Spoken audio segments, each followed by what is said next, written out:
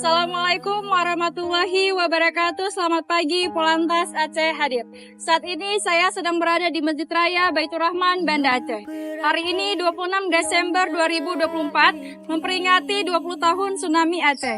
Dan hari ini dilaksanakan doa bersama di Masjid Raya Baitur Rahman, Banda Aceh.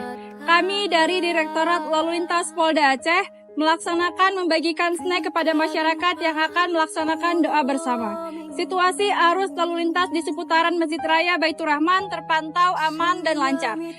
Kami menghimbau kepada masyarakat untuk tetap patuh dalam berlalu lintas, gunakan helm SNI bagi Anda pengendara roda 2 dan gunakan safety belt bagi Anda pengendara roda 4. Demikian, wassalamualaikum warahmatullahi wabarakatuh. Polantas Aceh hadir.